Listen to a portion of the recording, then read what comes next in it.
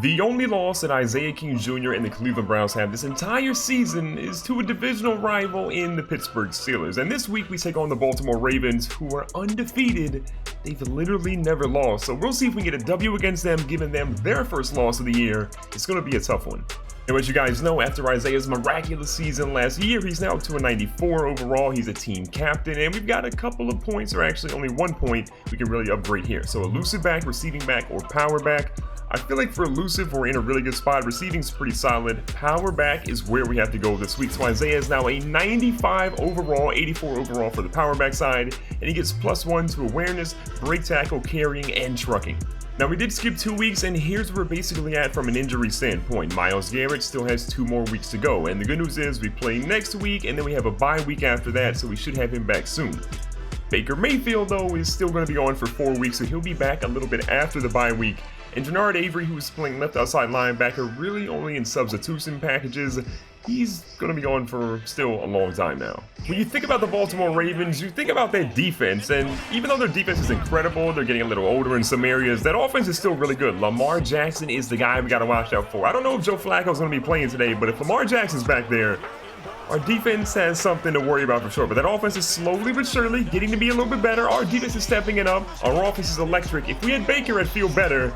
But hopefully EJ Manuel can just cut out all the turnovers and we'll be fine. Coach Hugh Jackson saying, look, Isaiah, I need you to get about 200 yards to win this game today, so good luck. And last week, Isaiah had 15 carries, 88 yards, and 1 touchdown. Now, Baltimore has a solid start. They come out there and get 3 points of their own, and here's Isaiah. Says, look, give me the ball from the start and let me just gash this defense nonstop.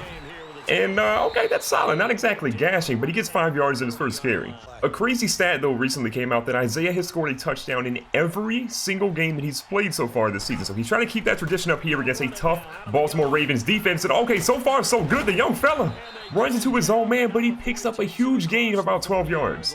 Now, as you guys already know, Baker Mayfield has been injured for basically what feels like the entire season, and EJ Manuel is our starting quarterback. As that pass just told you a lot, it's just really unfortunate to have EJ back there because I feel like if we had Baker, we would be blowing teams out right now and we would definitely be undefeated.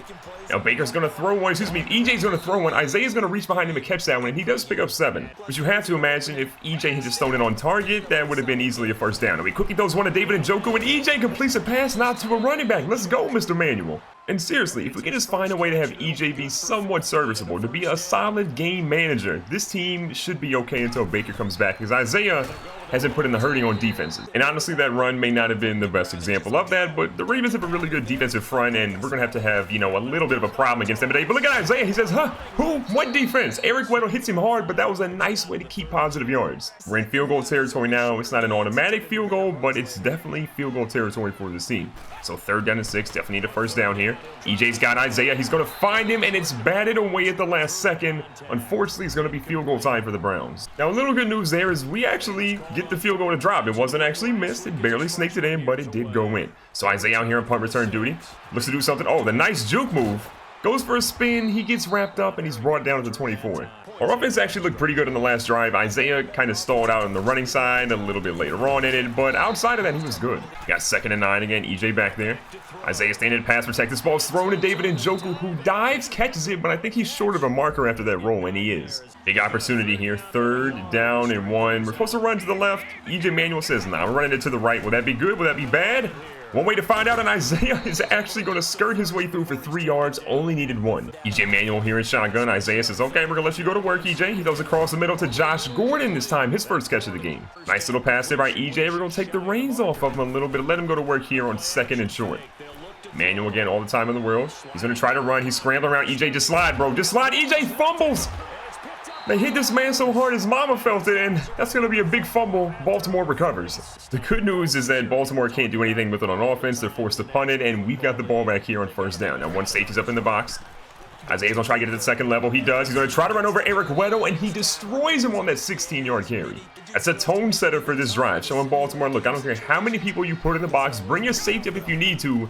We're going to run right through you all game long. And Isaiah goes for the juke move, nearly breaks the tackle on Weddle that time. It's also crazy to imagine that in his short time at quarterback, EJ Manuel just doesn't realize how to actually slide. Like, It's really simple. EJ just, slide like he would in baseball here. Now Isaiah says, look, let me get a quarterback real quick. He's going to try to get out to the edge. Isaiah's got out here. He's got a block. He's going to cut inside. He goes back to the edge. Isaiah's got Jimmy Smith chasing him, and Jimmy Smith saves the touchdown, dropping him at the 17. Fantastic effort from Isaiah there, but he just didn't have enough left in the tank to actually get out there for the end zone. So instead, it's 1st and 10.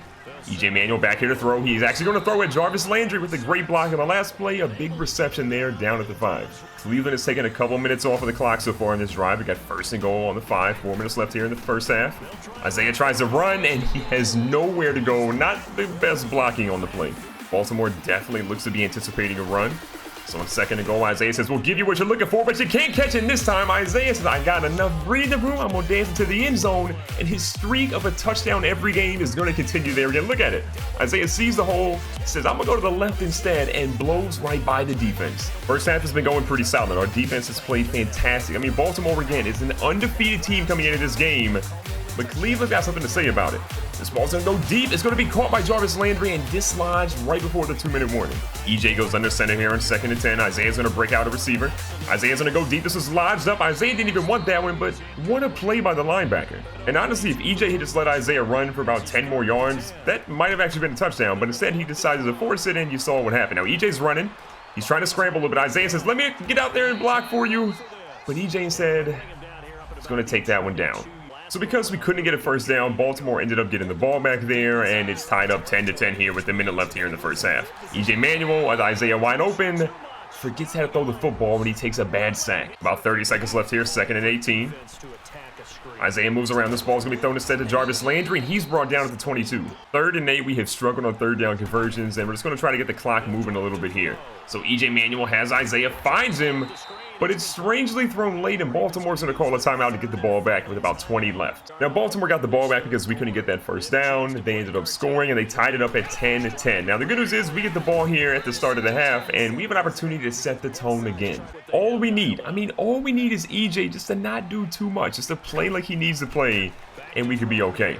Now, he throws one at Njoku, which is a little bit past him, and it's going to be incomplete. So Isaiah lines up here on 3rd and 8 out of the wide receiver spot. He's going to go through. The ball goes across the middle from the 27. That one goes to the 37, and that's going to be enough for the first down. Shout out to EJ making a play, doing what we asked him to here. In the second half, he's already looking a little bit better. Now, Isaiah sees some room here to get a burst. Oh, he doesn't see 29, however, and they drop him down to 49. And despite being stuffed a couple of times in the line of scrimmage, Isaiah has over 100 yards already in today's game. What can he do here on first down? He's going to go through the middle again, and 29 in on the tackle, but he's got another chunk of yards. Now, Isaiah's last touchdown got him number 9 on the season. One more will already give him number 10 on the year, which is kind of crazy to think about this early in the season. I mean, one more rushing touchdown this game gives him an average of 2 per game this year, which is out of this world. Now, EJ Manuel gets hit hard. Isaiah misses the block, and luckily our backup quarterback is not going to get injured. We're letting Isaiah get back to running because his pass blocking, as you guys know, is woefully bad. A major 3rd down here again. Look, we're in field goal territory. We do not want a field goal. We got to keep the clock moving. Got to get the first down and got to get into the end zone. But Eric Weddle had other plans for it. Our field goal is going to be good, which is great news. And even better news is that Baltimore can't do anything on offense yet again. So here's Isaiah back here returning kicks. Oh, almost had the double spin move pulled off. Cleveland is set to go again with EJ back in shotgun. Good play action fake. Isaiah goes to throw a block, but it's too little too late as the left tackle already let Robert Ayers Jr. in for the sack. The injuries to this team have just been pretty much evident. So on 2nd and 17, we're going to go for the run. Isaiah has no block in there from Zeitler, and he gets hit hard at the line of scrimmage. So a 3rd down in what seems like forever. I don't know if we can actually get enough yards here to, get the first down. EJ Manuel's going to find someone, though, in David Njoku, who breaks multiple tackles. Njoku's running wild.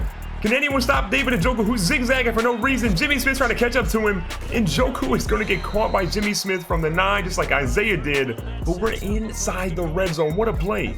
I honestly feel like I'm safe saying that might be the greatest play of EJ Manuel's career. Wasn't a touchdown, but it's the first time all season long that he's actually looked really good. Now Isaiah's getting out to the edge, showing the speed. He says, don't mind me, I'm into the end zone. It's another celebration.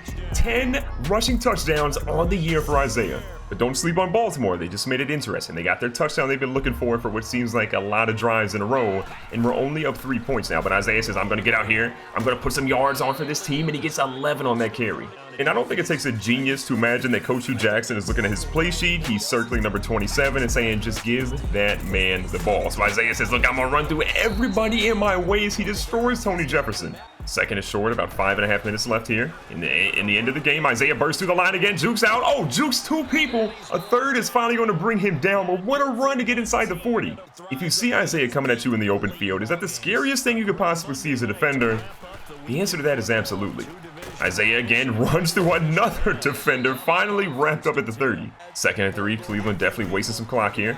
Isaiah through the middle is going to bounce off of a guy. Isaiah's going to keep going. Isaiah's running out to the right. He's trying to get away from the last guy, but they wrestle him down at the 3, over 200 yards rushing now. Everyone, and I mean everyone in the stadium, based off what Isaiah has done in this drive, knows that he's getting the ball here. And that's why the Browns decide to go ahead and pass it with EJ Manuel. Great block by Isaiah, pass out to the edge, and Njoku nearly has it, but then it's almost intercepted.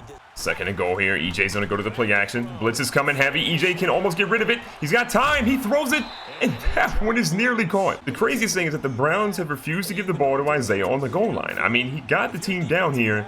Let the young fella flourish. So third and goal, they finally give it to him. It goes to the big fullback. The big fullback's gonna push his way through, and the fullback is into the end zone. Isaiah's like, okay, that's fine. I got 2 touchdowns of my own. Let the young fella eat some. A 29-17 victory is going to be in the books of the Cleveland Browns. The Baltimore Ravens, most importantly, are no longer undefeated, and the Browns, they're feeling pretty good about themselves after today's game.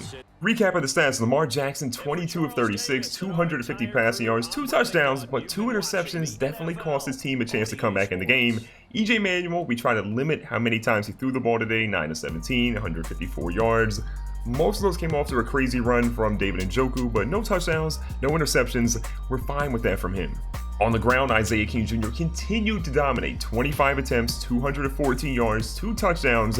You got to imagine this heavy workload is going to catch up to him at some point, but for right now, this team needs him until Baker Mayfield is back and ready to go.